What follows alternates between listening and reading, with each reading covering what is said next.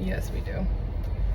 Okay, so today is day number 4 of my 14-day and potentially 15 or 16 days, if I make it that long, water fast. I have not eaten or drunk anything except for coconut water, structured water, which is pretty much just regular water with a little bit of lemon and some black lava salt or some Himalayan salt, and something called Claringa, which is one of the supplements in the kit that I'm using.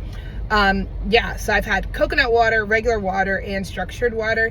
That is it for 4 days, and I'm gonna tell you how it went. I was supposed to like record every single day. I think I only recorded on the first day, so I missed day 2 and 3. The reason is because like on day 2, I was like, day 1, you know, you still have food in your system from the previous day that you're probably still digesting, or at least I did. And I was hungry, but I wasn't that hungry, you know, so I got a lot of work done, you know, everything was great. By day 2, I was kind of like, you know what, somebody's been having a lot of wine over the holidays and whatnot. And it was a little bit of a harsher detox than I was typically used to, because I usually don't drink a lot of wine, but I've been a little bit more heavy. No judgment, judgment-free zone, but I was more heavy during the holidays. And yeah, I could feel it in my muscles. My muscles were aching as I was like pulling and releasing water from them. So I just was like sort of achy on day 2. When I went to sleep on day 2, like I was just waking up in the middle of the night with like my legs hurting and different things. That's good. That can indicate that you are doing like a deep tissue detox. So that could actually be really good for you. Don't freak out. Well, I don't freak out about it. Anyways, and so then on day 3, I was just tired. Like my body was exhausted. I felt like I didn't know how I was going to get through the detox or the fast. And I was just like, what am I doing? How about I just start eating? And I watched videos, like YouTube videos of people cooking. I had a bunch of cravings. I didn't know if I was going to make it to day 4, y'all.